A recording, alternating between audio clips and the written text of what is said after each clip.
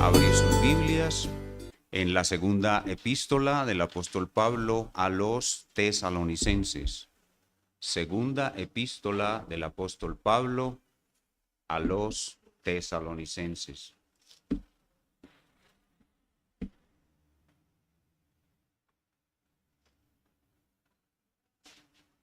Continuamos con nuestro estudio consecutivo de todo el Nuevo Testamento y llegamos a la epístola de los tesalonicenses. Y hoy vamos a tener una pequeña introducción a toda la epístola y también vamos a mirar los primeros 4 versículos de esta epístola. Una introducción general, breve, a toda la epístola y los primeros 4 versículos de la segunda Tesalonicenses. Me propongo hoy leer los 3 capítulos que constituyen la epístola a los tesalonicenses, tratar de hacer lo mismo que se hacía en las iglesias originales, las iglesias que recibieron estas cartas. Cuando ellos recibían estas cartas, la leían completica delante de todos. Entonces me propongo hacer eso hoy. Antes de predicar los primeros 4 versículos, voy a leer los 3 capítulos que constituyen la carta. Pero antes vamos a recordar brevemente la historia de la iglesia en Tesalónica, tomando la información que tenemos en Hechos de los Apóstoles y en Primera Tesalonicenses, que ya estudiamos. Esta iglesia de los tesalonicenses fue fundada por Pablo en su segundo viaje misionero. Pero Pablo solo pudo estar allí unas pocas semanas con ellos, tuvo que salir huyendo por una intensa persecución que se levantó ante la conversión de muchos griegos, muchos romanos y unos pocos judíos residentes en aquella ciudad. Cuando Pablo se vio apartado de la iglesia recién nacida, estaba muy preocupado por ellos y decidió quedarse solo y enviar a Timoteo para saber ellos cómo estaban. Entonces Timoteo regresa a Tesalónica y ve cómo está la iglesia, regresa a Pablo y le trae a Pablo un buen reporte, y con base en ese buen reporte Pablo escribe Primera a Tesalonicenses, que ya estudiamos. Pablo continúa su viaje y muy probablemente llega hasta la ciudad de Corinto.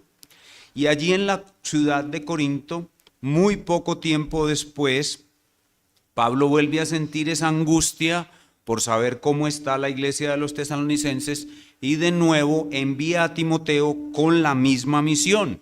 Y Timoteo va a los tesalonicenses y regresa de nuevo a Pablo con un reporte actualizado.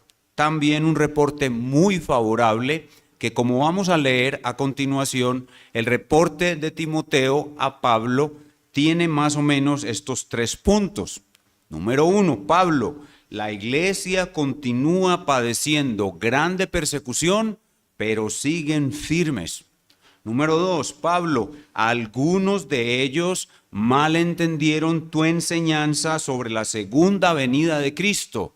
Y como consecuencia de ello, número 3, Pablo: algunos abandonaron sus trabajos y están viviendo a costillas de los demás. Vamos ahora a leer los 3 capítulos y a verificar si el reporte que acabo de dar de Timoteo sí corresponde con lo que Pablo escribe en la carta. Vamos a comenzar a leer los 3 capítulos de Segunda a Tesalonicenses. Así dice el Señor: Pablo, Silvano y Timoteo, a la iglesia de los tesalonicenses en Dios nuestro Padre y en el Señor Jesucristo, gracia y paz a vosotros, de Dios nuestro Padre y del Señor Jesucristo. Debemos siempre dar gracias a Dios por vosotros, hermanos, como es digno, por cuanto vuestra fe va creciendo y el amor de todos y cada uno de vosotros abunda para con los demás. Tanto que nosotros mismos nos gloriamos de vosotros en las iglesias de Dios, por vuestra paciencia y fe en todas vuestras persecuciones y tribulaciones que soportáis. Esto es demostración del justo juicio de Dios, para que seáis tenidos por dignos del reino de Dios, por el cual asimismo padecéis. Porque es justo delante de Dios pagar con tribulación a los que os atribulan, y a vosotros que sois atribulados, daros reposo con nosotros cuando se manifieste el Señor Jesús desde el cielo con los ángeles de su poder en llama de fuego, para dar retribución a los que no conocieron a Dios ni obedecen el evangelio de nuestro Señor Jesucristo, los cuales sufrirán pena de eterna perdición, excluidos de la presencia del Señor y de la gloria de su poder, cuando venga en aquel día para ser glorificado en sus santos y ser admirado en todos los que creyeron, por cuanto nuestro testimonio ha sido creído entre vosotros. Por lo cual, asimismo, oramos siempre por vosotros, para que nuestro Dios os tenga por dignos de su llamamiento y cumpla todo propósito de bondad y toda obra de fe con su poder, para que el nombre de nuestro Señor Jesucristo sea glorificado en vosotros y vosotros en Él, por la gracia de nuestro Dios y del Señor Jesucristo. Pero con respecto a la venida de nuestro Señor Jesucristo y nuestra reunión con Él, os rogamos, hermanos, que no os dejéis mover fácilmente de vuestro modo de pensar, ni os conturbéis, ni por espíritu, ni por palabra, ni por carta como si fuera nuestra, en el sentido de que el día del Señor está cerca. Nadie os engañe en ninguna manera, porque no vendrá sin que antes venga la apostasía y se manifieste el hombre de pecado, el hijo de perdición, el cual se opone y se levanta contra todo lo que se llama Dios o es objeto de culto, tanto que se sienta en el templo de Dios como Dios, haciéndose pasar por Dios. ¿No os acordáis que cuando yo estaba todavía con vosotros os decía esto? Y ahora vosotros sabéis lo que lo detiene, a fin de que a su debido tiempo se manifieste, porque ya está en acción el misterio de la iniquidad, solo que hay quien al presente lo detiene hasta que él a su vez sea quitado de en medio, y entonces se manifestará aquel inicuo a quien el Señor matará con el espíritu de su boca y destruirá con el resplandor de su venida. Inicuo, cuyo advenimiento es por obra de Satanás, con gran poder y señales y prodigios mentirosos, y con todo engaño de iniquidad para los que se pierden, por cuanto no recibieron el amor de la verdad para ser salvos. Por esto Dios les envía un poder engañoso para que crean la mentira, a fin de que sean condenados todos los que no creyeron a la verdad, sino que se complacieron en la injusticia. Pero nosotros debemos dar siempre gracias a Dios respecto a vosotros, hermanos amados por el Señor, de que Dios os haya escogido desde el principio para salvación, mediante la santificación por el Espíritu y la fe en la verdad, a lo cual os llamó mediante nuestro Evangelio para alcanzar la gloria de nuestro Señor Jesucristo. Así que, hermanos, estad firmes y retened la doctrina que habéis aprendido, sea por palabra o por carta nuestra, y el mismo Jesucristo, Señor nuestro, y Dios nuestro Padre, el cual nos amó y nos dio consolación eterna y buena esperanza por gracia, conforte vuestros corazones y os confirme en toda buena palabra y obra.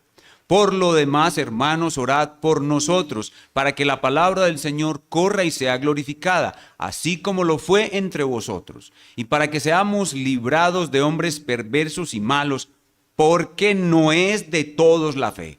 Pero fiel es el Señor que os afirmará y guardará del mal, y tenemos confianza respecto a vosotros en el Señor, en que hacéis y haréis lo que os hemos mandado, y el Señor encamine vuestros corazones al amor de Dios y a la paciencia de Cristo. Pero os ordenamos, hermanos, en el nombre de nuestro Señor Jesucristo, que os apartéis de todo hermano que ande desordenadamente y no según la enseñanza que recibisteis de nosotros, porque vosotros mismos sabéis de qué manera debéis imitarnos, pues nosotros no anduvimos desordenadamente entre vosotros, ni comimos de balde el pan de nadie, sino que trabajamos con afán y fatiga día y noche para no ser gravosos a ninguno de vosotros, no porque no tuviésemos derecho, sino para daros nosotros mismos un ejemplo para que nos imitéis. Porque también cuando estábamos con vosotros os ordenábamos esto: si alguno no quiere trabajar, tampoco coma. porque oímos que algunos de entre vosotros andan desordenadamente, no trabajando en nada, sino entremetiéndose en lo ajeno. A los tales mandamos y exhortamos por nuestro Señor Jesucristo, que trabajando sosegadamente coman su propio pan. Y vosotros, hermanos, no os canséis de hacer bien. Si alguno no obedece a lo que decimos por medio de esta carta, a ese señaladlo y no os juntéis con él para que se avergüence, mas no lo tengáis por enemigo, sino amonestadle como a hermano.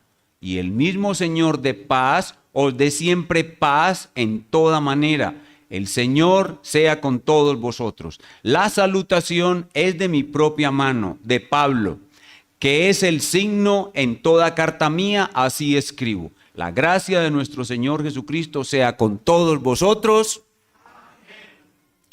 Muy bien, podemos entonces al leer estos 3 capítulos entender de manera muy sencilla cuál es el propósito de Pablo al escribir esta segunda carta a los tesalonicenses. El propósito es pastorear la iglesia en la distancia, animándolos a seguir perseverando en medio de las persecuciones, corrigiendo los errores escatológicos con respecto a la segunda venida de Cristo. La segunda venida de Cristo está cerca, pero no tan cerca.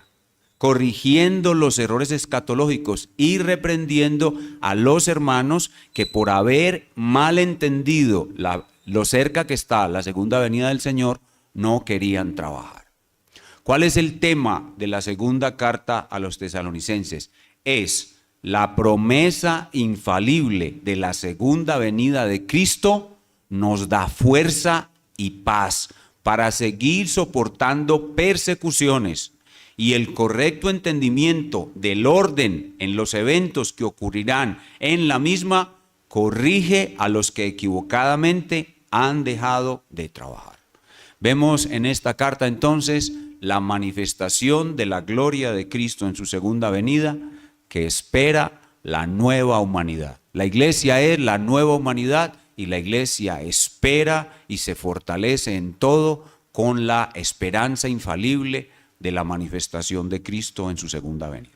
Y como dije en la introducción, la carta claramente tiene 3 partes. En el capítulo 1, Pablo les dice, perseveren aún más en las persecuciones. En el capítulo 2 les dice, corrijan la escatología.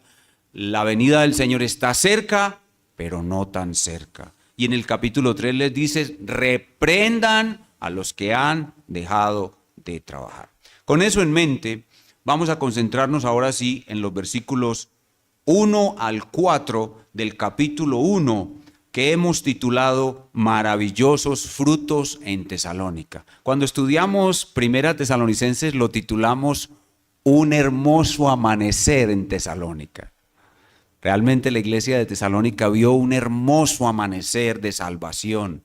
Y esa gracia y ese Espíritu Santo no dejó de estar con ellos. No quitó las persecuciones, sino todo lo contrario, parece que las aumentó. Pero en medio de eso, el Espíritu Santo produjo maravillosos frutos en estos creyentes. Así que vamos a ver hoy, bajo este título, Maravillosos frutos en Tesalónica, los versos 1 al 4, vamos a leerlos otra vez. Pablo, Silvano y Timoteo, a la iglesia de los tesalonicenses, en Dios nuestro Padre y en el Señor Jesucristo, gracia y paz a vosotros, de Dios nuestro Padre y del Señor Jesucristo.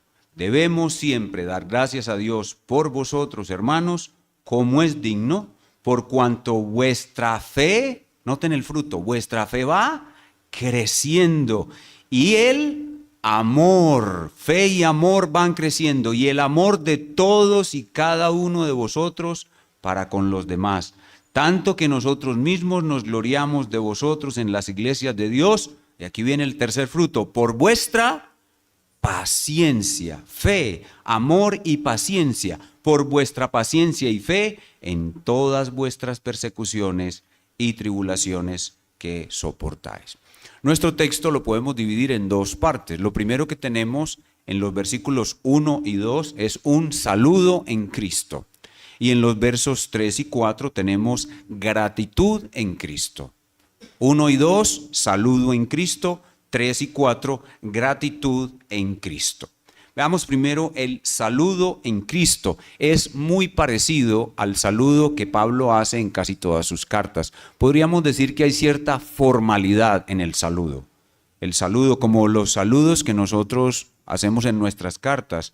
Por ejemplo, el más rutinario entre nosotros cuando escribimos una carta es: saludos, hermano, espero que te encuentres bien con toda tu familia. Ese es como el refrán que repetimos casi siempre al introducir una carta. Bueno, en esa época era gracia y paz. Gracia y paz era el saludo formal. Pero Pablo añade cosas antes del saludo formal que son muy importantes.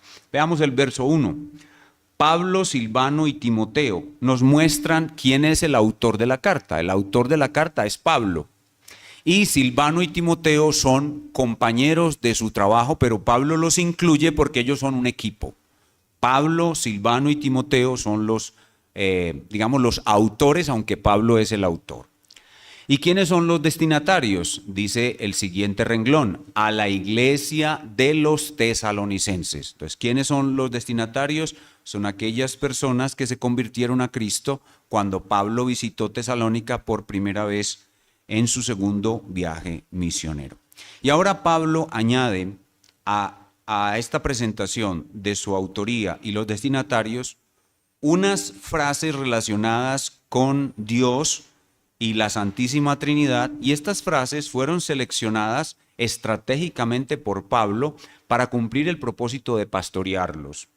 Cuando Pablo dice en la última frase del verso 1, en Dios nuestro Padre y en el Señor Jesucristo, y al final del versículo 2 repite lo mismo: gracia y paz a vosotros, de Dios nuestro Padre y del Señor Jesucristo, nos preguntamos por qué Pablo hace esta selección.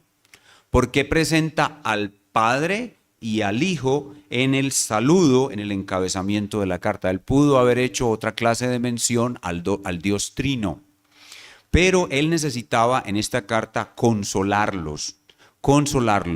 Y esta asociación del Padre y el Hijo es muy consoladora. Nosotros nos damos cuenta de que somos hijos de Dios y experimentamos un gran consuelo, el solo hecho de saber que nosotros estamos unidos a Cristo y por Cristo estamos unidos al Padre, y que el Padre es Padre de nuestro Señor Jesucristo y Padre nuestro. O sea, cuando Pablo introduce su carta diciéndonos Dios es nuestro Padre y llegamos a ser sus hijos por nuestro Señor Jesucristo, así que ustedes están unidos a Cristo y en Cristo están unidos al Padre, eso ya es consolador. O sea, eso ya produce un consuelo, porque nosotros no somos huérfanos, no somos como los demás hombres que están bajo la ira de Dios, sino que somos hijos, y como hijos somos amados, y como amados somos protegidos. Y eso necesitamos saberlo, puesto que estamos padeciendo persecuciones. ¿Qué es lo primero que un cristiano piensa cuando le vienen a su vida persecuciones? Los cristianos débiles y de poca fe lo primero que piensan es que Dios los ha dejado de amar y que se olvidó de ellos. Pero cuando Pablo les dice, no, Dios es vuestro Padre, les está queriendo decir, ustedes están en grandes tribulaciones y Dios no se ha olvidado de vosotros. Así que esta asociación del Padre con el Hijo en la presencia o la manifestación del Dios Trino para ellos es grandemente consoladora. O sea, Pablo utiliza esta asociación Padre e Hijo para meterlos a ellos en esa relación y darles el consuelo del amor de un Padre y la unión inseparable que tienen con Él por medio de Cristo. Luego en el verso 2 sí presenta los elementos habituales del saludo, que son gracia y paz.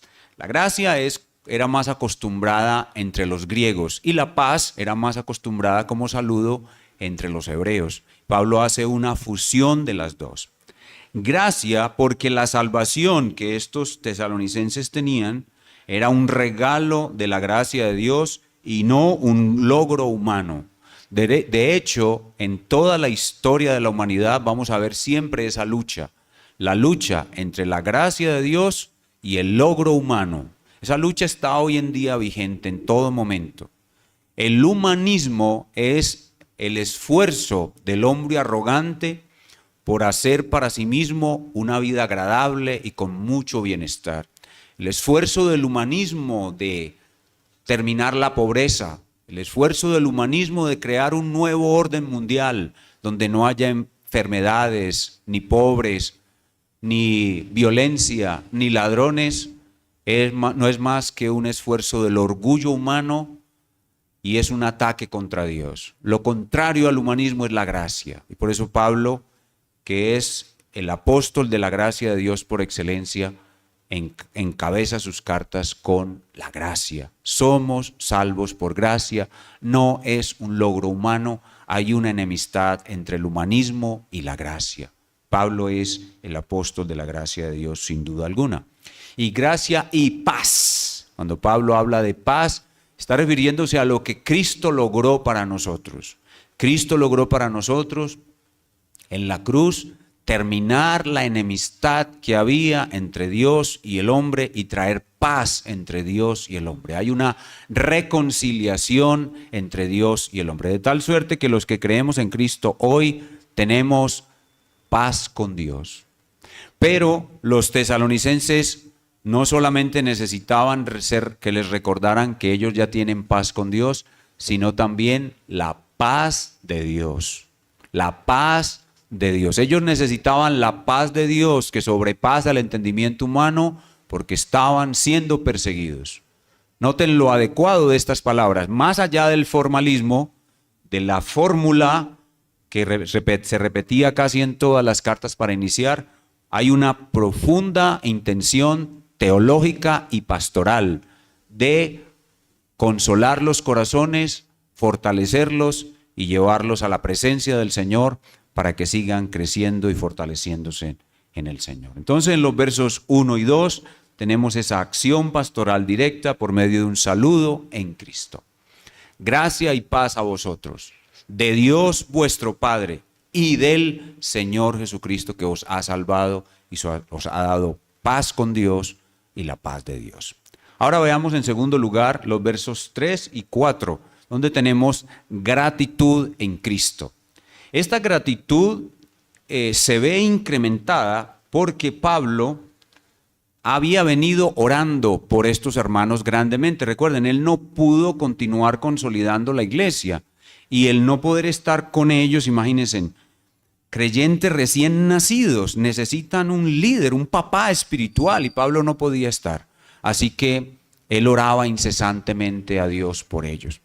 Y Dios había respondido sus oraciones. Vayamos a 1 Timoteo 3 y veamos cómo Pablo oraba por estos tesalonicenses.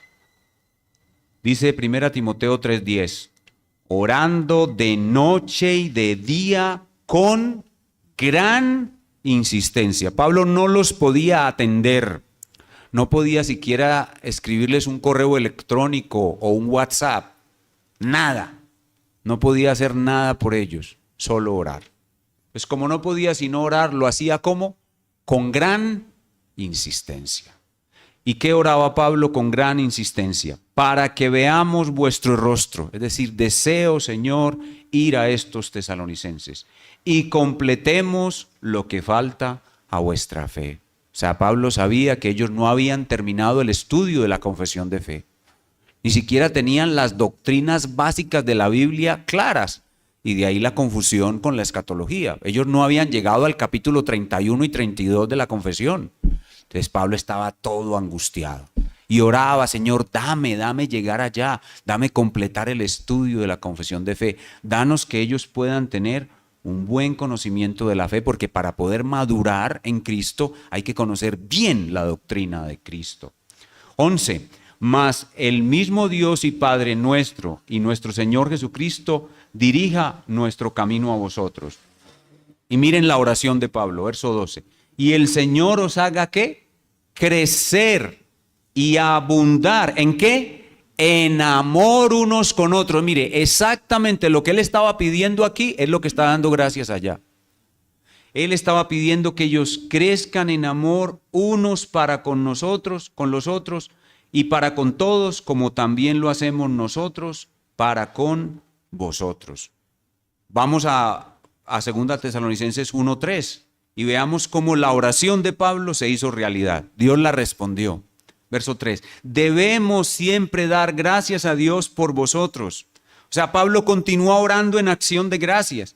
Hermanos, como es digno por cuanto vuestra fe va creciendo. O sea, el reporte que Pablo recibió de Timoteo decía, Pablo, los hermanos están creciendo en la fe. Pablo decía, aleluya, gloria a Dios. Dios está respondiendo mi oración. Dice, y el amor de todos. Pablo había estado orando, Señor, que se amen más los unos a los otros. Y Timoteo le dice, Pablo, el amor de ellos está creciendo. Y Pablo, gloria a Dios. Y el amor de todos y cada uno de vosotros abunda para con los demás. Y verso 4, tanto que nosotros mismos nos gloriamos de vosotros en las iglesias de Dios. Miren, este reporte era tan bueno que Pablo ponía de ejemplo a los tesalonicenses cuando llegaba a otras partes. Cuando eso que dice que nos gloriamos, es que es como el papá que se siente orgulloso cuando su hijo es brillante y destacado en algo. Eso es nos gloriamos, es sentir esa alegría, ese gozo de que un hijo de uno, en este caso un hijo espiritual, anda bien en el Señor y crece en el Señor. Dice que Pablo se gloría con las otras iglesias por vuestra paciencia. Entonces el crecimiento que Dios le ha dado a la iglesia de Tesalónica por el Espíritu Santo en respuesta a las oraciones de Pablo tiene tres frutos. Tres frutos. Pablo tiene, cuando habla de los frutos del Espíritu Santo, tiene dos listas, una larga y una corta. La larga es la que está en Gálatas 5, ustedes la conocen, ¿verdad? Mas el fruto del Espíritu es amor, gozo, paz, paciencia, bondad, benignidad, fe, mansedumbre, dominio propio. Son 9 sabores de un mismo fruto. Esa es la larga, pero también tiene una corta, que tiene solo 3, y esa lista de él es favorita. Y son fe, esperanza y amor. Esa es la lista corta, favorita de Pablo para hablar de los frutos. Pero aquí hace una pequeña variación y cambia la esperanza por paciencia. Entonces aquí dice que los tesalonicenses han crecido en el fruto que es fe, que es amor, y en vez de decir esperanza, dice paciencia. Y sabemos por qué. Porque la paciencia, ¿qué tiene como base la paciencia? La esperanza. Porque es que nosotros podemos soportar algo duro. ¿Por qué estos tesalonicenses soportaban tantas aflicciones por Cristo? La respuesta es muy sencilla. Porque ellos estaban seguros de que iban a tener un gran final. Y cuando uno está seguro de que va a tener un gran final, uno soporta lo que sea. Soporta lo que sea. Entonces, la esperanza, que es esa seguridad, la esperanza que no se marchita, la esperanza inmarcesible, la esperanza segura, la esperanza infalible, produce paciencia. Entonces, la tríada de Pablo favorita para los frutos del Espíritu, la modifica un poco y habla de 3 frutos maravillosos en Tesalónica: fe, amor y paciencia. Y esos eran los 3 frutos que estaban creciendo en estos cristianos ejemplares. Vamos a ver entonces, en primer lugar, brevemente, gratitud, porque la gratitud de Pablo, porque el Espíritu Santo dio crecimiento en fe. Vamos a ver cada uno de los frutos brevemente, tratando de entender cómo había sido el crecimiento en la iglesia de Tesalónica. Empecemos con la fe. Pablo da gratitud porque el Espíritu Santo había dado crecimiento en fe. Entonces comencemos preguntándonos qué es la fe. Y la palabra de Dios nos da una respuesta bíblica exacta de qué es la fe. Hebreos 11:1. Fe es la certeza de lo que se espera, la convicción de lo que no se ve. Pero les voy a dar otra definición de fe que les va a ayudar a complementar y a entender mejor la primera. Fe es creer que lo que Dios ha dicho se cumplirá simplemente porque Dios lo ha dicho. Eso es fe.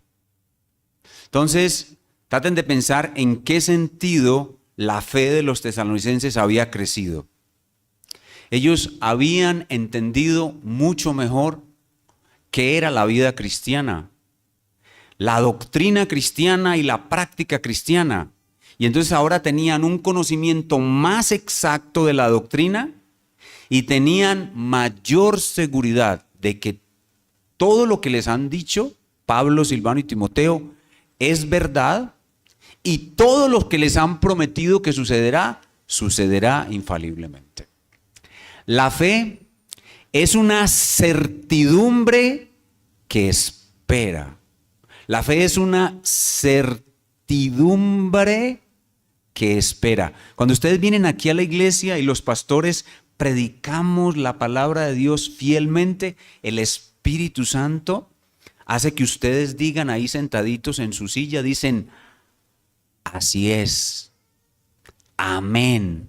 Por ejemplo, ahorita que estábamos hablando sobre que un cristiano muere, no se queda dormido inconsciente, sino que va a la presencia de Cristo y ve el rostro de Cristo cara a cara, lo adora, se abraza con Él, se deleita en Él.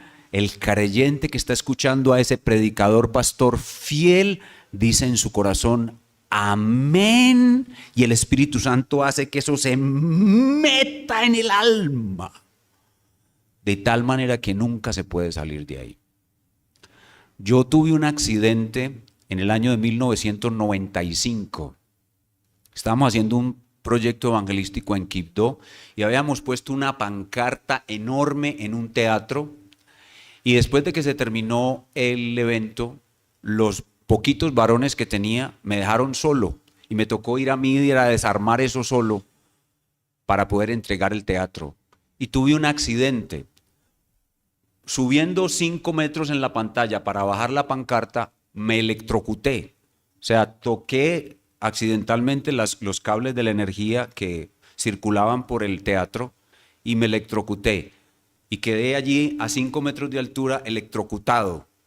Yo tuve la seguridad de que iba a morir. Pero ¿saben qué? Al mismo tiempo tuve la seguridad de que en 30 segundos iba a ver a Cristo. O sea, cuando ya las cosas son como deben ser, en el momento en que voy a morir, el amén que digo cuando el predicador dice, no dormiré, veré a Cristo, ese amén se convierte en una realidad. Y eso es crecer en la fe. Y estos hermanos estaban creciendo en la fe. Toda la doctrina que estaban recibiendo la creían poderosamente. Todas las promesas del Señor que estaban escuchando las creían. El Señor les dice, los impíos que los atribulan, todos ellos serán castigados, y por haberlos atribulado a ustedes, ellos morirán. Y todos ellos decían, amén. Y no había forma de convencerlos de que esos impíos no iban a morir. Si el Señor dijo que ellos van a morir, morirán y nada podrá impedirlo. Eso es crecer en la fe. Entonces la fe es una certidumbre que espera. Pero también es una espera en certidumbre. O sea, los que tenemos fe tenemos que estar seguros de que vamos a tener que esperar. Eso es así. Los que tenemos fe tenemos que estar seguros de que tendremos que esperar. En este momento tú y yo tenemos una aflicción. Tú y yo, o sea, ustedes que me están escuchando y yo. En este momento tenemos una aflicción. Yo tengo una aflicción. Y el Señor me dice, muchas son las aflicciones del justo, pero de todas ellas lo librará Jehová. ¿Qué es la fe? La fe es la certeza indestructible de que de esa aflicción Jehová me va a librar. Pero la fe tiene que esperar. Si de esa aflicción Dios me libra ya, entonces ¿para qué la fe? La fe tiene que esperar, la fe es esperar. La fe es esperar. Por eso crecer en la fe es esperar con paz y con seguridad de que lo que Dios ha dicho se cumplirá. Eso es fe. Y hay otra definición que es la que a mí más me gusta. Bueno, me gusta mucho la de la Biblia, pero la de la Biblia me ha llevado a esta, que es la que yo más uso en mi vida de oración y la que más predico. Es muy sencilla.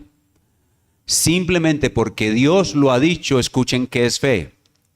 Fe es la seguridad de tener un buen final. Eso es fe.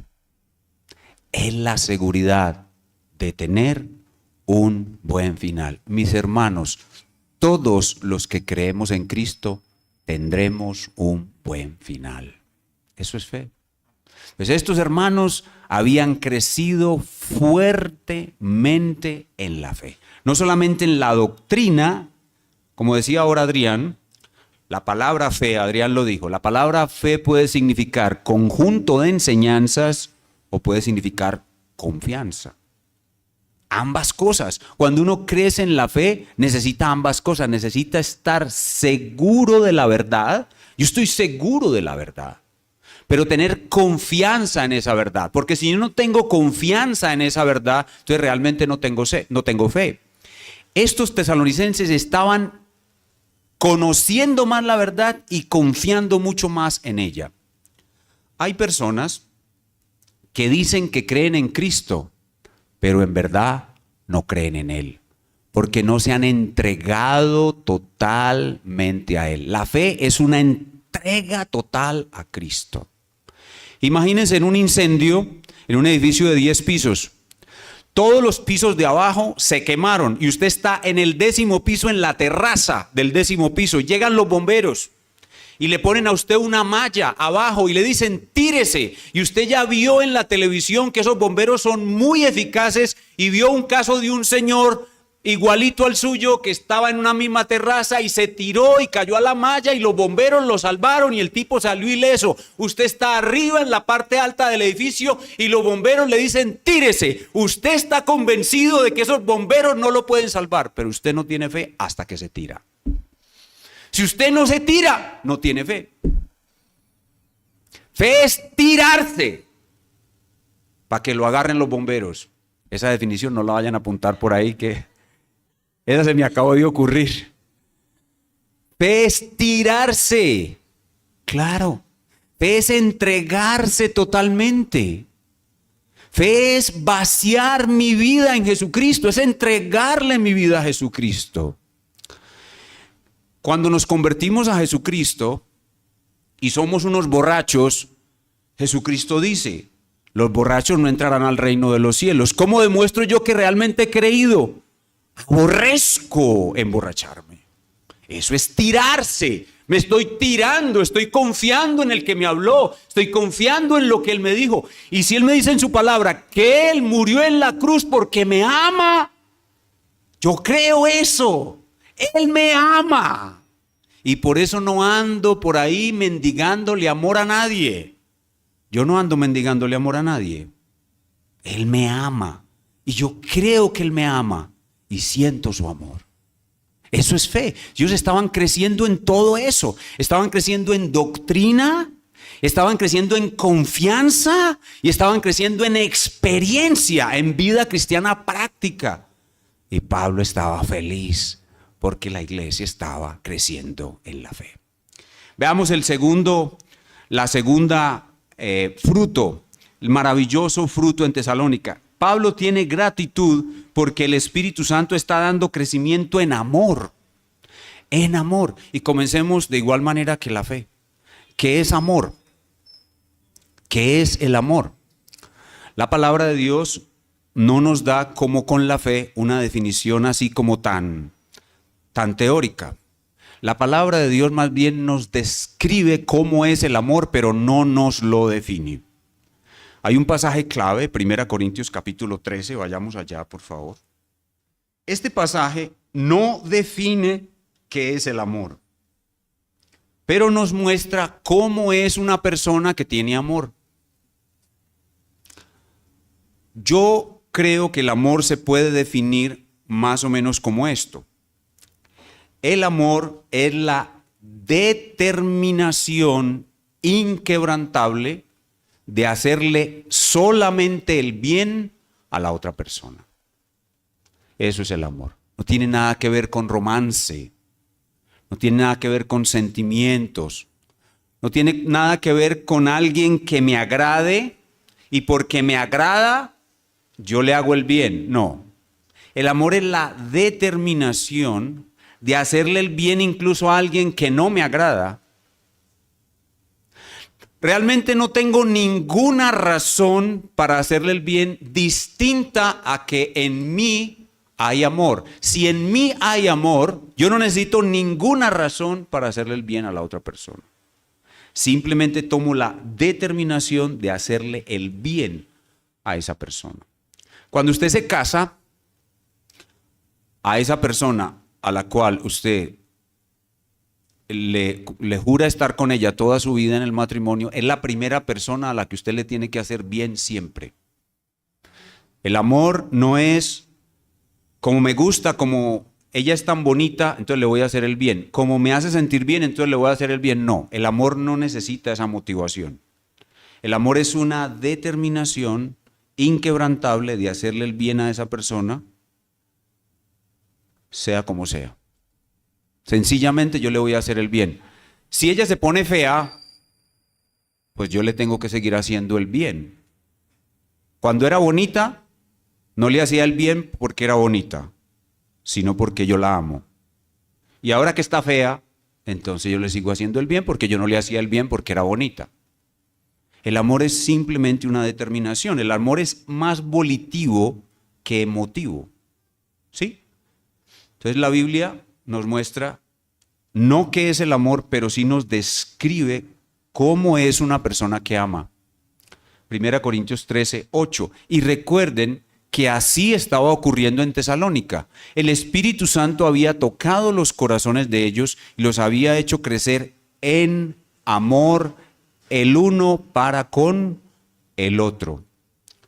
¿Cómo se manifestaba eso? Dice el verso 1 Corintios 3, empecemos en el 4. El amor es sufrido. ¿Cómo se manifiesta el amor uno con otro? Que yo sufro fácilmente las debilidades y las faltas del otro. Las sufro fácilmente. No me incomoda de manera inmediata cuando otra persona comete una falta o no tiene una virtud. Usted, un jovencito le está enseñando al abuelo a manejar el celular. Entonces le dice, abuelo, apréndalo así. Y el abuelo, mire, préndalo así. O mire, desplace la pantalla. Y el abuelo, a la tercera vez que el abuelo no da bola, el peladito está. El amor se demora hasta 30 veces que el abuelo se equivoque. Y aún después de 30 no está molesto con el abuelo. Porque es sufrido. O sea, sufre fácilmente. No se siente tan incómodo cuando ve en otra persona algo errado, algo débil, algo incómodo para usted, sino que lo sufre. Lo sufre. Ahorita estábamos cuadrando el carro. Vinimos en el carro de Jorge. Jorge cuadró su carro aquí detrás y una señora salió muy molesta. Mi hermano Jorge, con toda amabilidad, con muy buena cara, se volvió y se montó en su carro y le corrió el carro a la señora para que no le quedara justo en la puerta de su casa. Y él la miró y ella se fue hablando mal de nosotros los evangélicos, pero Jorge, con una actitud muy amable, muy sufrida, quitó su carro. Él simplemente accedió a lo que la señora le pidió y ni Jorge se molestó, ni Marta se molestó, ni yo me molesté. ¿Por qué? Porque si usted crece en amor, usted es sufrido. Usted es sufrido. ¿Cómo más dice que se manifiesta ese amor? Es benigno. Benigno es que lo primero que busque es hacerle el bien a la otra persona. No tiene envidia. El amor no tiene envidia. Cuando el otro prospera, se goza grandemente. No es jactancioso. Cuando Él es el que prospera, Él no se jacta de nada, ni se envanece. No hace nada indebido. El amor y la justicia siempre van de la mano. San Agustín decía, ama y haz lo que quieras, porque el amor y la justicia siempre van de la mano. No hace nada indebido. No se goza de la injusticia, mas se goza de la verdad. El amor nunca oculta la verdad. Siempre dice y defiende la verdad. Todo lo sufre, todo lo cree. Es decir, cuando escucha algo de alguien, siempre le da al otro la mejor posibilidad. Cree que lo que el otro está diciendo es verdad hasta que no le prueben lo contrario. Todo lo cree. Todo lo espera, lo que decíamos ahora. El amor y la fe tienen una gran conexión. La fe siempre espera, el amor siempre espera. Todo lo soporta. El amor nunca deja de ser. El amor verdadero no se acaba. Porque el amor llega a ser esencia en el ser humano. Así como Dios es amor, el amor de Dios no acaba, el amor de Dios es eterno. Los que somos hijos de Dios y tenemos la imagen de Dios, el amor no acaba en nosotros, el amor siempre está en nosotros. El amor es un regalo de Dios para nuestros corazones que dura toda la vida. Así que Pablo escucha de Timoteo que los hermanos se habían acabado esas discusiones tontas, discusiones por cosas pequeñas. Los esposos se estaban llevando muy bien, las parejas de la iglesia. ¿Por qué? Porque ya ellos no se dejaban afectar por esas pequeñas zorras que echan a perder el viñedo. Los esposos casi siempre discuten por unas cosas muy pequeñas y se enemistan y se separan por cosas muy pequeñas porque los esposos no han crecido en amor. Cuando un esposo crece en amor, una esposa crece en amor, no se separan tan fácilmente, reconocen inmediatamente que lo que están discutiendo es algo muy pequeño y el amor cubre multitud de faltas. No se dejan separar fácilmente. Pablo estaba muy contento. ¿Por qué? Porque la iglesia en Corinto había crecido en fe. Estaba muy agradecido porque la iglesia en Tesalónica había crecido en amor y en tercer lugar en paciencia. ¿Y la paciencia qué es? ¿Qué es la paciencia? La paciencia es la capacidad de perseverar en Cristo y obedecer todos sus mandamientos en medio de grandes tribulaciones. Eso es paciencia. Es la capacidad de soportar una aflicción, una gran tribulación, una persecución, un problema, perseverando en Cristo y en obediencia a todos sus mandamientos. Como consecuencia de todo lo anterior, como consecuencia de que la fe aumentó, como consecuencia de que el amor aumentó, la paciencia también aumenta. ¿Y qué era más o menos lo que tenían que soportar los hermanos en Tesalónica? Hay un ejemplo en la Escritura de las posibles aflicciones que padecían los cristianos del primer siglo en Hebreos capítulo 10. Los invito a ir allá, por favor. Hebreos 10, 32. Un ejemplo de las posibles aflicciones o tribulaciones que tenían que soportar los hermanos del primer siglo. Los hebreos, a quienes el autor de esta carta, que pudo haber sido Pablo, les escribe, padecían más o menos lo siguiente. Hebreos 10:32 dice: pero traed a la memoria los días pasados, en los cuales, después de haber sido iluminados, sostuvisteis gran combate de padecimientos. Por una parte, ciertamente con vituperios, esto era lo que ellos soportaban, vituperios, es decir, acusaciones, burlas, malos tratos verbales de parte de sus vecinos y de toda la ciudad, tribulaciones, o sea, toda clase de agresión o maltrato. Fuisteis hecho espectáculo. Las gentes os ponían por espectáculo. Y por otra, llegasteis a ser compañeros de los que estaban en una situación semejante. Porque de los presos, aquí está otra cosa que ellos padecían, los encarcelaban, también os compadecisteis. Y el despojo de vuestros bienes sufristeis. De un momento a otro entraban a su casa y le decomisaban todas sus propiedades. Entraban a su negocio y se apoderaban de su negocio. Le expropiaban su negocio.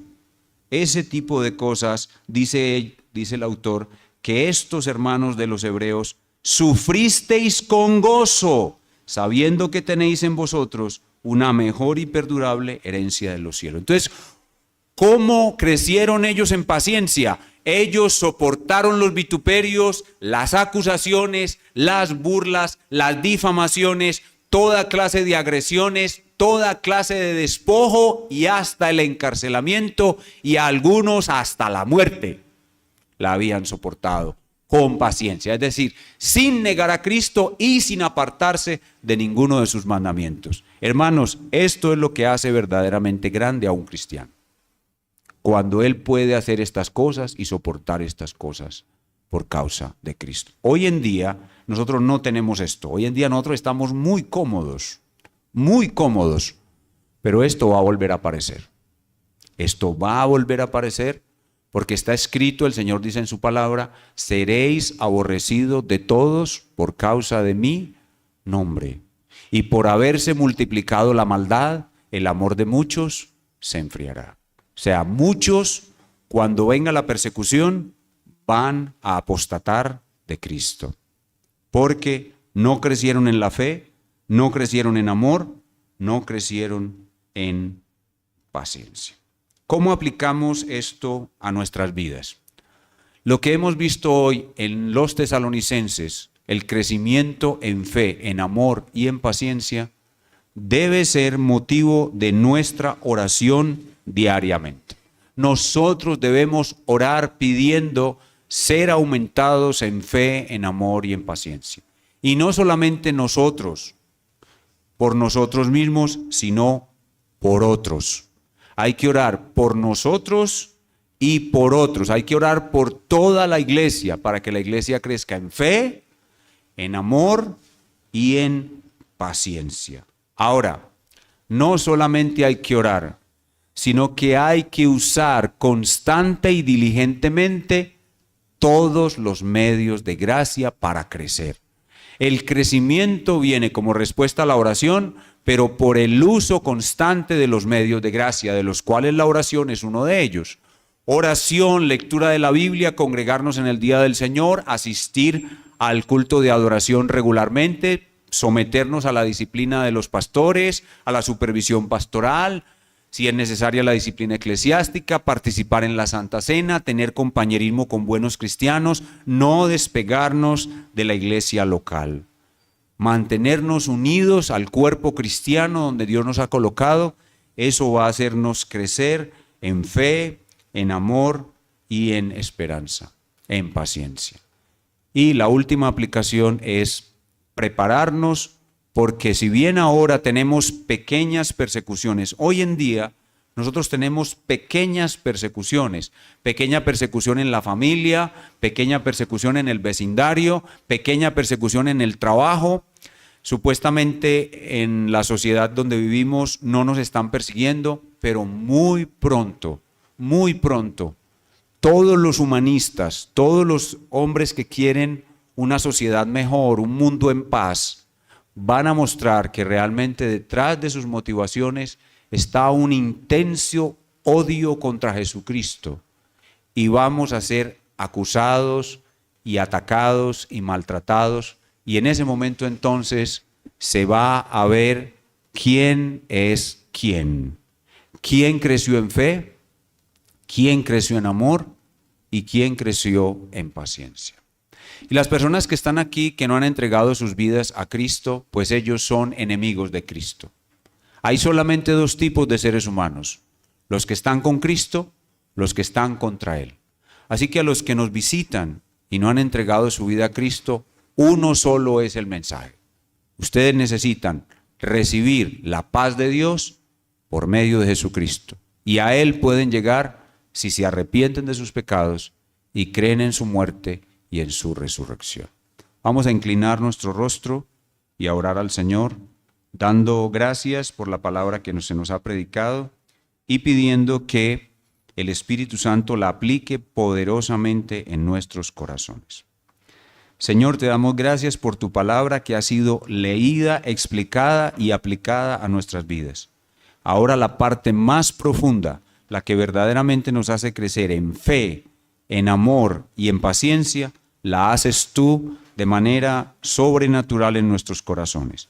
Te rogamos que nos des estos maravillosos frutos que hubo en la iglesia de Tesalónica, aquí en nuestra iglesia en Barbosa, y que los que no han entregado sus vidas a Cristo lo hagan ahora, porque o somos de Él o estamos contra Él, o seremos perdonados y salvados para gloria eterna, o seremos condenados y atormentados en el fuego eterno. Obra, Espíritu Santo, conforme a la necesidad de cada uno, te lo pedimos, en el nombre del Señor Jesucristo. Amén.